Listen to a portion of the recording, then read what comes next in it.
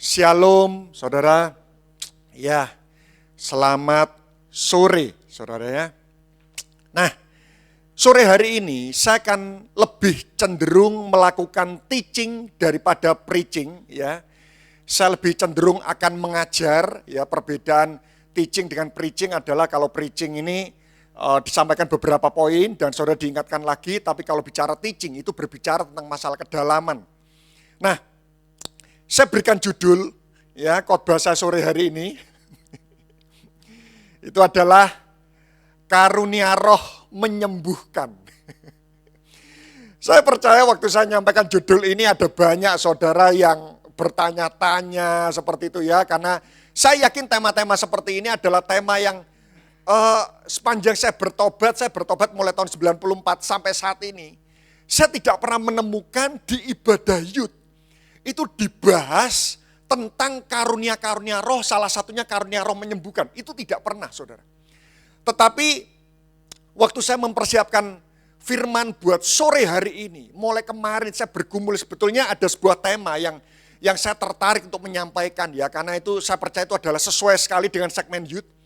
Tapi saya tidak tahu sepanjang kemarin sore menjelang malam, ada sesuatu hal yang memang betul ditaruh dalam hati saya dan ini kok tidak masuk akal ya. Itu tentang karunia roh menyembuhkan, saudara. Ya karena ini sekali lagi, kenapa saya mengatakan tidak masuk akal? Karena hampir tidak pernah dalam ibadah youth itu dikupas tuntas tentang masalah hal ini. Karena itu kenapa saya taat saja ya. Saya menyampaikan hal ini. Dan saya akan menggunakan Kisah Rasul 2:17 itu sebagai ayat pembuka.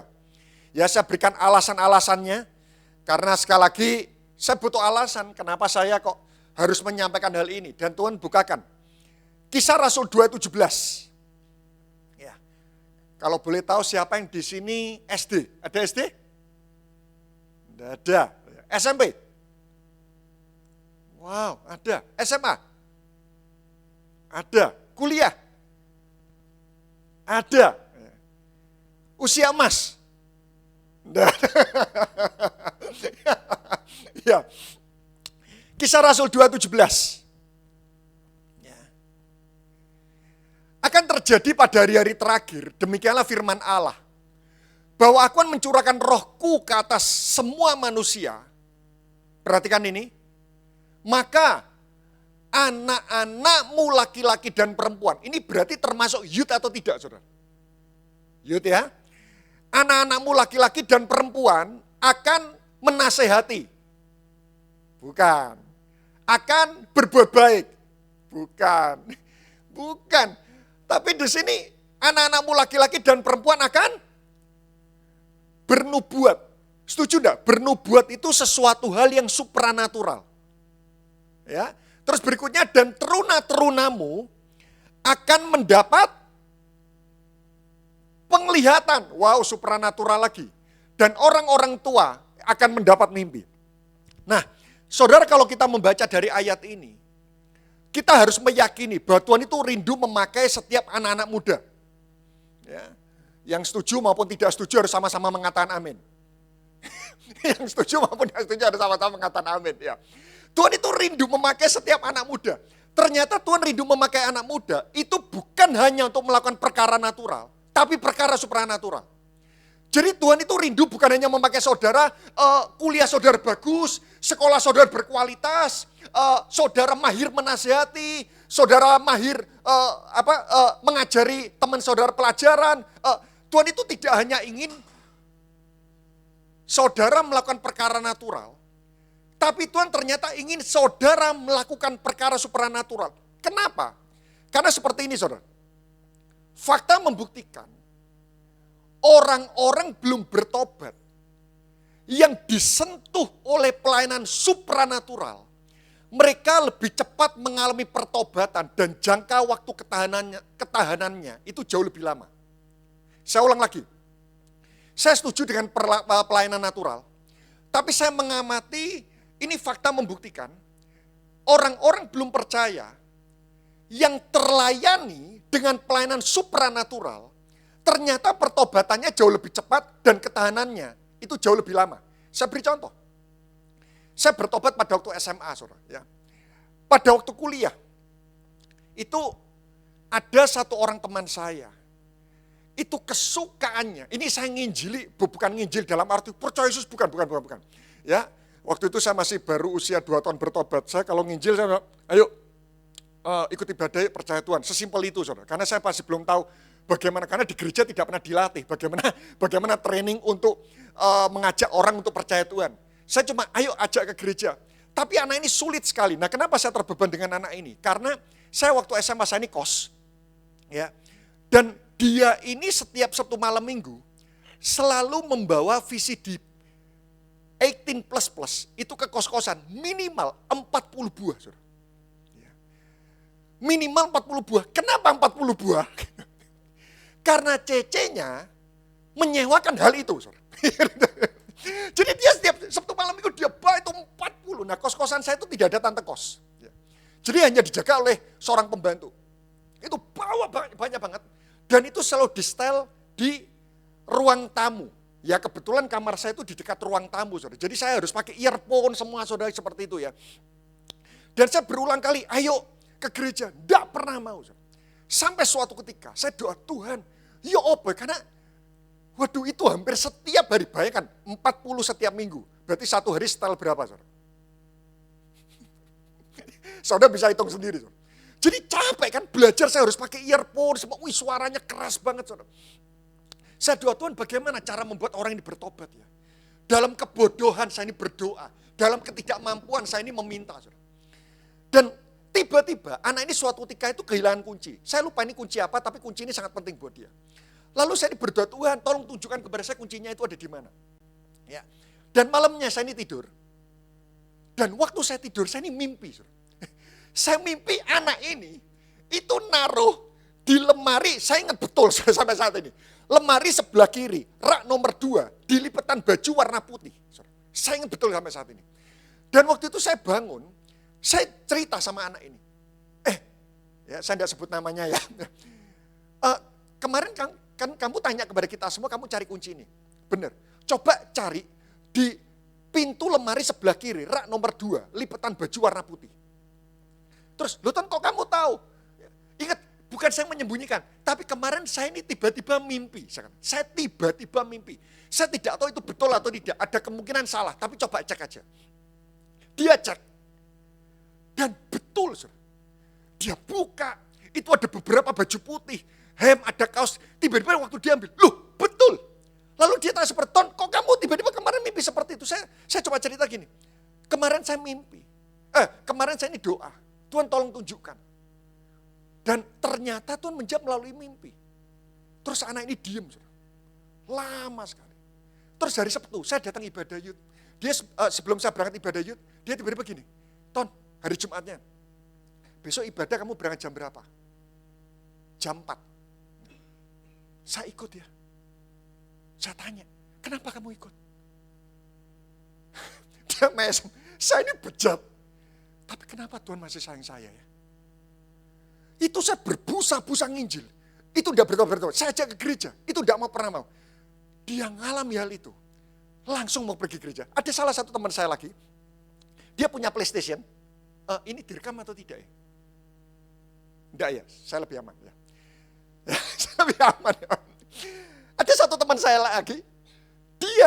Dia punya PlayStation, PS1. Zaman dulu PlayStation 1. Ada yang di sini punya PlayStation? Tidak ada semuanya. Oh, ada. Nah, itu bisa buat televisi. Dan teman saya ini, dia konsumen dari teman saya membawa video plus-plus ini. Ya. Dan namanya Paulus. Luar biasa. Namanya Paulus. Nah, suatu ketika saya doakan VCD. Ya, saya doakan PlayStation ini. Sekali lagi dalam kebodohan dan dalam kebutaan saya ini melangkah. Saya doakan, Tuhan, PlayStation ini kalau buat nyetel VCD ini, enggak bisa. Tapi kalau buat main game, tolong bisa. Kenapa? Karena itu hiburan kami di kos-kosan seperti itu ya. Saya enggak kepin PlayStation ini rusak. Ya. Dan tiba-tiba pada waktu siang, saya pulang kuliah. Tiba-tiba teman saya itu teriak-teriak. Hei, siapa yang merusakkan? Siapa yang merusakkan? Gitu. Saya datangi anak ini. Loh, kenapa? Enggak bisa dibuat setel. Siapa yang merusakkan ya? Karena kamar di kos-kosan kami itu semua dibuka, tidak ada yang dikunci. Lalu saya tanya gini, coba dibuat style PlayStation, style game. Kira-kira bisa enggak? Bisa. Lalu teman saya bingung, kok bisa ya? Saya cerita, Lus, sorry ya. Kemarin waktu kamu pergi, saya tumpang tangan atas PlayStation ini. Dibuat style enggak bisa. Dibuat main PS bisa. Dia diam. Tiba-tiba gini juga sebetulnya. Ton, saya ikut ke gereja ya. Saudara lihat kan? Saya mengamati, terima kasih buat pelayanan natural. Terima kasih saudara jadi konselor yang baik. Tapi fakta membuktikan orang yang disentuh pelayanan supranatural, pertobatannya jauh lebih cepat dan jangka waktunya itu jauh lebih lama. Yang tadi konsumen 40 VCD ini, sekarang sampai detik ini, dia jadi pelayan Tuhan, melayani Tuhan dengan sungguh-sungguh. Yang Paulus, wah ngeri saudara. Ya, dia diberkati Tuhan luar biasa. Dan dia saat ini suka sekali dia menabur setiap pekerjaan Tuhan. Karena itu kenapa saya berdoa deh, di balik wajah saudara yang sangat imut-imut ini, coba lihat kanan kirinya, imut-imut enggak? Atau amit-amit? Ya, saya berdoa, sekali lagi Tuhan ingin memakai saudara, itu bukan cuma di pelayanan natural. Ayolah, masa ya pelayanan supranatural bernubuat, orang 50 tahun, PDT bernubuat, orang ngomong normal. Tapi kalau SMP bernubuat dan itu terjadi, orang tidak mungkin mengagumi anak SMP. Dia mengagumi Tuhan yang memakai anak SMP. Tapi kalau ada orang pendeta usia 50 tahun doakan orang sembuh, itu sudah tidak menutup mata. Pasti hamba Tuhan itu kan mendapatkan, wah hebat. Tapi kalau anak SMP doakan orang sembuh, orang mati Tuhan bangkit. Saya yakin loh, itu otomatis bukan orang, hebat banget. Enggak. Tuhan itu hebat ya, bisa memakai anak-anak. Ya. Karena itu kenapa hari ini, waktu saya sisa 15 menit, cepat sekali. Saya akan menyampaikan tentang karunia roh kesembuhan. Goal Tuhan atas kehidupan saudara hari ini. Saudara berani mendoakan orang sakit. Udah ada amin. Saya langsung tutup doa penutup firman aja. Kenapa? Karena seperti ini. Saya mengamati prosentase orang sakit, orang Kristen sakit yang minta didoakan. Saya ulang lagi. Ini timbul dari sebuah kegelisahan seperti ini. Prosentase orang, siapa yang di sini pernah sakit? Ya, ini kalau saudara tidak pernah sakit, luar biasa. Saudara kalau sakit, saudara minta didoakan enggak? Prosentase orang Kristen sakit yang minta didoakan, itu jauh lebih besar daripada prosentase orang Kristen sehat yang berani mendoakan orang sakit. Betul enggak? 90% orang Kristen sakit yang minta didoakan, itu minimal 90%, 9 dari 10. Tapi prosentase orang Kristen sehat, jangan prosentase orang Kristen sakit yang mendoakan orang sakit sudah. Prosentase orang Kristen sehat yang berani mendoakan orang sakit itu tidak sampai 10%. Dari 10 orang, itu dicari satu aja. Bahkan yang lulusan S3 teologi pun, itu belum tentu berani mendoakan orang sakit. Karena itu kenapa goal saya hari ini, goal Tuhan atas pemberitaan Tuhan hari ini. Ayo, saudara. Ya, ini ke depan kalau jemaat di tempat ini ada yang sakit ya, itu tidak harus nunggu datangkan hamba Tuhan yang diurapi kesembuhan. Ya, saya berdoa saudara sendiri berani mendoakan. Markus 16 ayat 17 sampai 18. Ya. Sudah, ini ayat yang sering kali kita baca deh. Ayo kita baca sama-sama. 2, 3. Tanda-tanda ini menyertai orang percaya. Stop. Siapa di sini orang percaya? Siapa yang di sini orang percaya? Siapa di sini orang percaya? Tanda-tanda ini menyertai saudara. Mereka akan diusir setan. Oh bukan. Ya. Selambu goyang lari. Padahal itu baru kena AC, saudara. Mereka akan mengusir setan demi namaku. Mereka akan berbicara dalam bahasa-bahasa baru bagi mereka. 18. Mereka akan memegang ular. Sekalipun mereka meminum racun maut, mereka tidak akan celaka. Mereka akan meletakkan tangannya atas orang sakit dan orang itu, apakah ada tulisan minimal umur? Tanda-tanda ini menyertai orang percaya. Bahkan berarti termasuk you juga enggak? Ya. Saya akan mulai dari beberapa pandangan yang salah tentang karunia menyembuhkan. Ini pandangan-pandangan yang salah. Saudara yang mau catat, boleh catat. Saudara yang mau mengingat, silakan mengingat. Saudara yang mau merekam, silakan merekam. Saya menemukan ada beberapa pandangan yang salah yang membuat orang itu tidak berani mendoakan orang sakit. Yang pertama, ini nanti pandangan yang salah, saya hajar, saya gebuk dengan prinsip-prinsip yang benar, langsung. Ada dua pandangan yang salah. Yang pertama, nah ini yang sering kali menjadi jangkar orang tidak berani mendoakan itu ini. Yang mendoakan harus memiliki iman lebih kuat daripada yang didoakan. Itu ada banyak orang tidak berani doakan. Karena gini, iman saya tidak kuat kok. Gitu kan ya. Pandangan yang salah adalah yang mendoakan harus memiliki iman lebih kuat. Loh, saya tanya, iman lebih kuat itu indikatornya apa, saudara? Ada orang yang kuat di iman A, tapi dia lemah di iman B. Ada orang yang kuat di iman B, dia lemah di iman C. Ada orang kuat di iman C, dia lemah di iman D. Lalu apa indikator iman yang kuat? Tidak ada. Yang mendoakan harus imannya lebih kuat.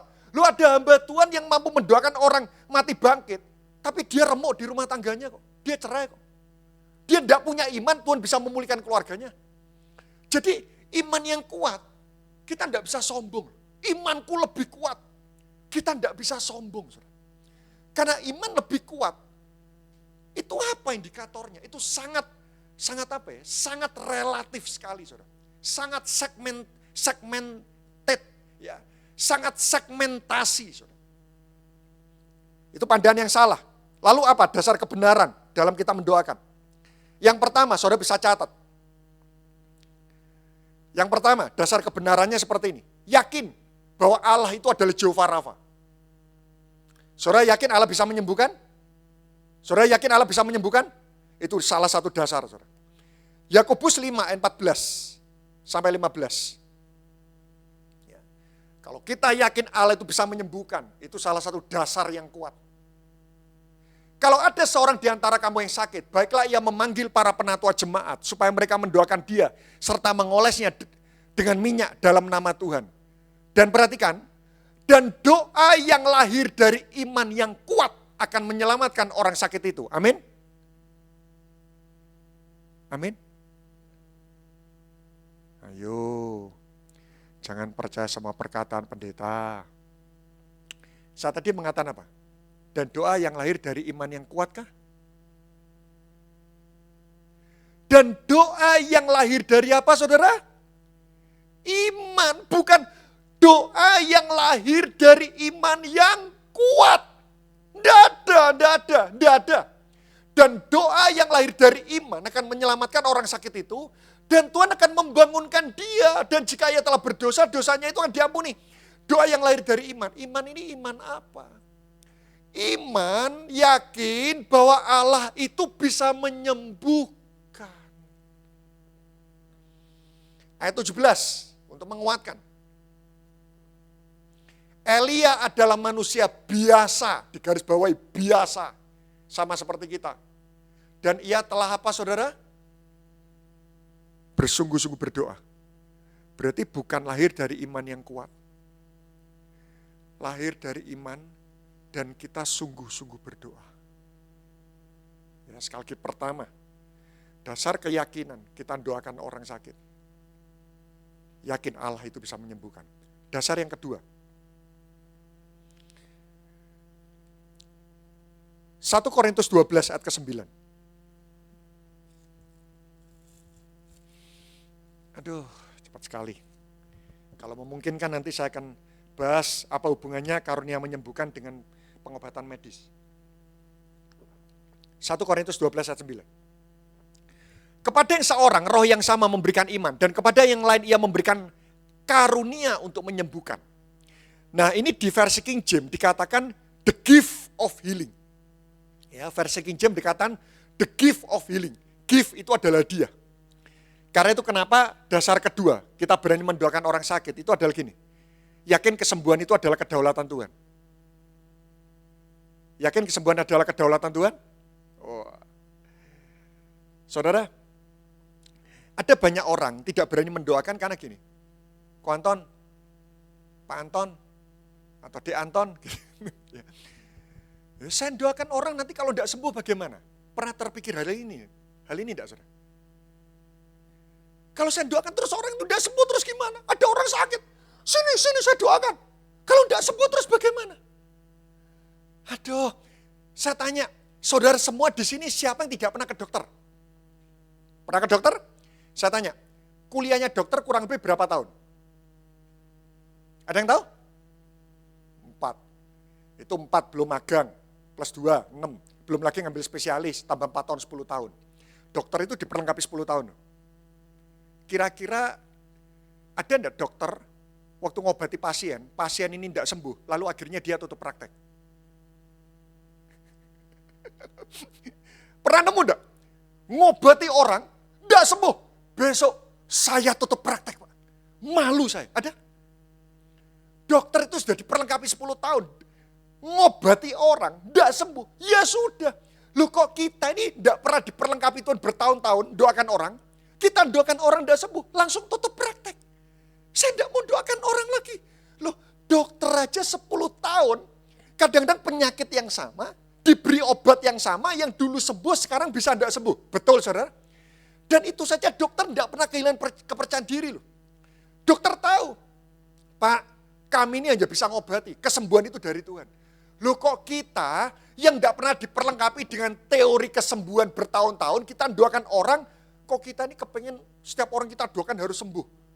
Enggak lah, kita bukan Tuhan. Yang setuju sama-sama kata amin. Ya, Tuhannya bukan kita. Kita ini hanyalah pengantara. Jadi mulai saat ini kalau saudara mendoakan orang sakit, orang itu tidak sembuh, tenang. Tidak pernah ada dokter tutup praktek karena tidak bisa berhasil mengobati pasien. Sama. Harusnya tidak ada orang Kristen yang tidak mau mendoakan karena orang yang kita doakan itu tidak sembuh. Ya. Yang kedua, yakin kesembuhan itu adalah kedaulatan Tuhan. Yang ketiga, sebentar, Ko Anton, itu tadi yang diceritakan kan orang sehat yang doakan orang sakit. Nah, kalau saya lagi sakit, saya lumpuh, boleh enggak? Saya doakan orang lumpuh juga. Boleh atau tidak? Saya berdoa 10 tahun lumpuh, enggak sembuh-sembuh. Boleh enggak saya mendoakan orang lumpuh yang lain? Hari ini saya khotbah di radio, saudara. Kira-kira boleh enggak, saudara? Tapi ada banyak orang minder kan? Stereotipnya gini, kalau saya lagi sakit, saya enggak berhak mendoakan. Saya beritahu ya. Elisa. Ada yang tahu Elisa? Ada, Pak. Siapa itu? Teman saya. Gitu. Saudara pernah tahu tentang Elisa itu kan mengadakan banyak mujizat ya. Kapak tenggelam, didoakan ngapung. Waduh, itu ngeri. Saudara.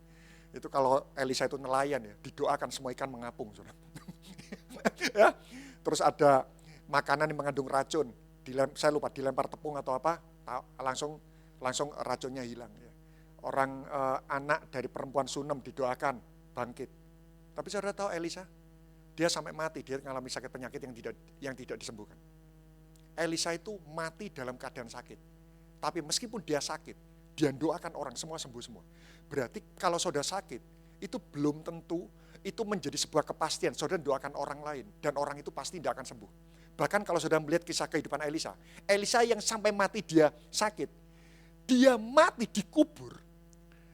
Orang mati kena tulangnya Elisa, bangkit loh. Ini orang yang sampai mati sakit, tapi tulangnya itu bisa membangkitkan orang mati. Jadi jangan kehilangan kepercayaan diri ya. Saudara sakit flu 7 tahun, ya amit-amit jangan sampai terjadi, 1, 2, 3, saudara. Jangan sampai terjadi. Tapi jangan sampai karena batuk, udah berani mendoakan orang batuk. Ya kalau sudah batuk, doakan orang pakai masker lah, saudara. Ya tambah ketularan. Tapi enggak lah, saudara. Enggak ada hubungan. Saudara sakit, saudara doakan orang, enggak apa-apa. Yang ketiga, dasar ketiga, belas kasihan terhadap orang tersebut. Saudara baca sendiri ayatnya di rumah, Markus 1 ayat 40 sampai 42. Kalau saudara punya belas kasihan terhadap orang itu, wow, itu dasar yang kuat. Karena sering kali Tuhan bergerak itu juga atas dasar belas kasihan. tergeraklah Yesus oleh belas kasihan. Hizkia harusnya mati. Dia doa nangis kepada Tuhan. Tuhan kasih tambahan umur. Ingat, Tuhan itu juga punya perasaan loh. Tuhan juga punya perasaan. Kita doakan orang sungguh-sungguh. Bisa sembuh. Ya. Sekali lagi, 3 dasar ini. Bukan, iman saya harus lebih kuat. Enggak. Dasarnya 3 ini. Yakin Allah Jehovah Rafa? Yakin kesembuhan adalah kedaulatan Tuhan? Dan apakah saudara punya belas kasihan terhadap orang itu? Itu adalah iman yang lebih daripada cukup untuk memberikan kepada saudara keberanian dan kekuatan untuk mendoakan orang. Pandangan yang salah yang kedua. Nah ini juga sering kali. Yang kedua gini, orang yang didoakan harus memiliki iman kepada Yesus bahwa dia akan disembuhkan. Ya. Itu ada banyak orang waktu doakan, percaya Yesus enggak? Bisa menyembuhkan? Enggak percaya, enggak bisa.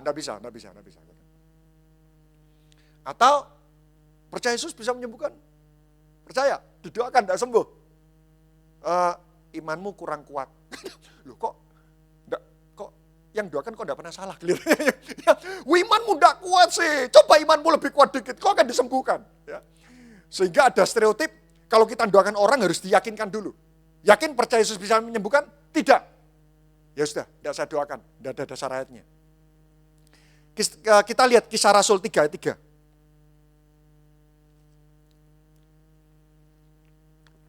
Ya. Ketika orang itu melihat bahwa Petrus dan Yohanes hendak masuk ke bait Allah, ia meminta sedekah. Mereka menatap dia dan Petrus berkata, lihatlah kepada kami. Ya. Orang-orang pengemis ini melihat kepada Petrus dan Petrus berkata, lihatlah kepada kami. Lalu orang itu menatap mata mereka dengan harapan akan mendapatkan sesuatu. Jelas ini pengemis, dia minta uang. Sesuatu dari mereka. Ayat yang ke-6.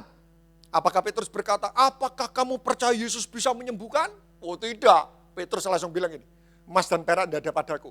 Tapi apa yang kupunyai, kuberikan kepadamu. Demi nama Yesus Kristus orang Nazaret itu, berjalanlah. Ayat yang ke-7.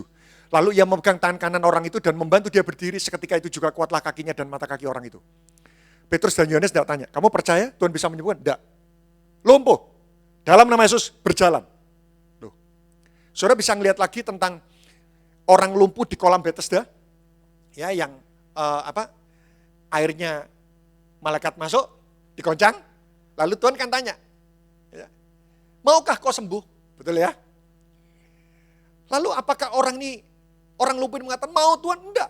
Dia bilang gini, Tuhan, setiap kali kolam itu bergoncang dan malaikat itu turun, tidak ada orang yang menolong aku.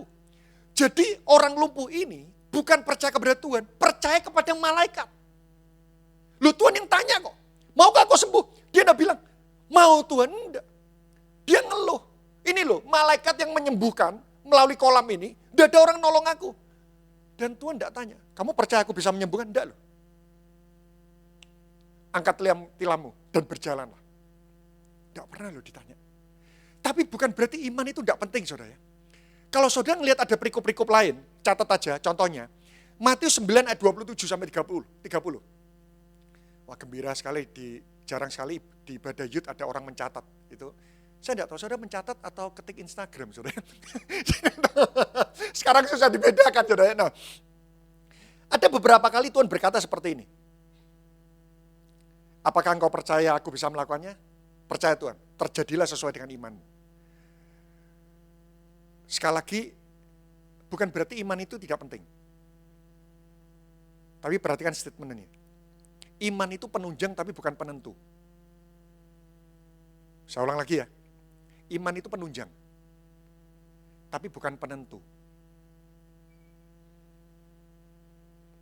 Saudara punya iman disembuhkan, itu penunjang. Tapi bukan faktor penentu. Jadi kalau saudara doakan, misal papa, mama, teman, dia tidak percaya Tuhan. Mau saya doakan? Aku tidak percaya Tuhanmu. Tidak apa-apa, tidak percaya. Tak doakan. Tidak harus orang itu percaya dulu. Bahkan kadang-kadang, melalui kesembuhan-kesembuhan ilahi dan pelayanan supranatural, orang yang tidak mau mengakui Tuhan, tiba-tiba dia percaya kepada Tuhan. Bagaimana cara mendoakan? Ya. Apakah saya bisa minta tambahan 5 menit? Oke. Karena ini penting. Bagaimana cara mendoakan? Loh, ada yang doa seperti ini. Tuhan, aku mau dia sembuh, tapi terserah Tuhan. Ya, bahkan ada orang mendoakan, itu mulai awal. Wis terserah Tuhan, sembuh apa tidak. Loh, bayangkan saudara, kalau orang didoakan, terserah Tuhan. Loh, kalau semuanya terserah Tuhan, terus ngapain didoakan? Suatu ketika saya ini mendoakan orang, dan waktu saya doakan, Tuhan harus sembuh, harus sembuh. Lalu ada seseorang senior umurnya di samping saya, setelah saya selesai mendoakan, dia gini, Pak, Bapak doanya tidak tepat. Oke, Pak, tidak apa-apa, tidak tepatnya di mana, saya siap menerima masukan. Kan Tuhan tahu yang terbaik buat orang ini. Kenapa Bapak ini kok ngotot minta orang ini harus disembuhkan Tuhan? Saya bilang gini, baik Pak, karena dia lebih senior. Jangankan yang lebih senior, yang lebih junior pun akan saya dengarkan. Baik Pak, terima kasih buat masukannya. Tapi bukan berarti itu merubah keyakinan saya. Karena saya juga punya dasar iman. Saya punya dasar firman. Orang sakit, saya doakan, Tuhan harus sembuh. Tidak ada, Tuhan harus sembuh, tapi terserah. Meskipun itu tidak salah. Tapi doa yang selalu terserah, itu bagaimana orang itu punya keyakinan. Saudara. Mana dasar ayatnya? Kita lihat. Ibrani 11 ayat 39. Ini saksi iman. Ini kumpulan para iman, kumpulan pahlawan iman. Apa itu ciri pahlawan iman? Ini orang-orang yang dikagumi oleh Tuhan tentang imannya. Dan mereka semua tidak memperoleh apa yang dijanjikan itu. Sekalipun iman mereka telah memberikan kepada mereka suatu kesaksian yang baik. Ayat 40. Sebab Allah telah menyediakan sesuatu yang lebih baik bagi kita. Stop, sampai itu aja deh. Siapa itu saksi iman? Siapa itu pahlawan iman? Pahlawan iman itu seperti ini. Orang yang meyakini sesuatu, tapi sampai mati dia tidak mendapatkan. Dan dia tetap percaya bahwa Tuhan itu baik. Berarti, loh kalau kita doa, Tuhan jawab. Belum. Iman yang kuat itu seperti, kita minta sesuatu, tapi sampai mati kita tidak mendapatkan. Dan kita tetap yakin Tuhan itu baik. Itu adalah pahlawan iman. Nah, saya mendoakan, harus sembuh. Kalau tidak sembuh, tidak apa-apa. Tuhan itu tetap baik. Tidak apa-apa. Daud, saudara ingat kisah kehidupan Daud, bagaimana anaknya itu akan dihukum Tuhan sampai mati? Ya. Tuhan sudah bilang loh, Ud, anakmu mati. Lalu Daud apakah tetap ngotot minta anak ini dapat anugerah tetap bisa hidup? Daud ngotot loh. Tuhan, beri anugerah. Ngotot. Tidak ada, Tuhan, terserah, tidak ada. Ngotot. Tapi akhirnya anak ini mati atau hidup, saudara? Hidup. Ya. Mati. Saudara. Lalu apakah Daud kecewa? Ya sudah. Kalau kita doakan orang, selama masih ada kesembuhan, selama dia masih punya waktu. Kalau doa jangan ngikuti arus, doa melawan arus. Tuhan harus sembuh. Harus sembuh. Kecuali tiba-tiba Tuhan kasih impresi khusus loh. Jangan. Doakan seperti ini, tidak apa-apa. Tapi kalau Tuhan tidak memberikan impresi khusus apa-apa, kenapa kita tidak ngotot minta kesembuhan buat orang ini? Terakhir, apa hubungan antara pengobatan medis dan kesembuhan? Karena ada banyak orang seperti ini. Kalau engkau percaya Tuhan, lepaskan obatmu. Wah, ini bahaya. Engkau, siapa di sini punya tekanan darah tinggi? Tidak ada, tekanan darahnya semuanya darah bangsawan. Ya tekanan darah tinggi itu kan minum obat terus. Mulai besok kalau engkau percaya Tuhan, hilangkan itu. Apa? Ya. Tidak usah minum obat. Kalau stroke, Tuhan punya maksud yang baik. Tidak ada, saudara. Pola kerjanya bisa kombinasi. Ya. Jadi kalau ada orang mengatakan bahwa, kalau kau percaya Tuhan tinggalkan obat, tanyakan dua hal ini. Yang pertama, apakah mujizat Tuhan harus meniadakan inisiatif manusia? Loh, Lukas itu dokter loh, saudara. Apakah mujizat Tuhan itu harus meniadakan inisiatif manusia? Tidak. Enggak. Atau tanyakan yang kedua yang seperti ini. Pak, apakah penggunaan obat itu bertentangan dengan Tuhan? Catat ini. Kesembuhan secara medis itu tidak pernah menurunkan derajat kemahakuasaan Tuhan. Memangnya kalau orang sembuh karena operasi, karena obat, lalu akhirnya kualitas kemahakuasaan Tuhan lalu turun? Enggak ada. Kalau kamu minum obat, imanmu terhadap Tuhan kurang. Enggak ada syaratnya. Lukas dokter. Ya. Jadi tetap orang tua Anda semuanya, enggak apa-apa minum obat, enggak apa-apa. Ini kalau sudah melarang minum obat, ini jemaat GBI Maranatha yang dokter itu apatis langsung. Itu apoteker toko obat itu semuanya tutup semua gitu ya. Enggak apa-apa. Sekali lagi saya berdoa. Yuk mulai hari ini berani ya. Enggak apa-apa. Enggak sembuh, ya sudah. Tapi kalau tiba-tiba sembuh. Wow. Muncul iman dan keyakinan. Bahwa Tuhan bisa memakai kehidupan kita. Mari kita berdoa.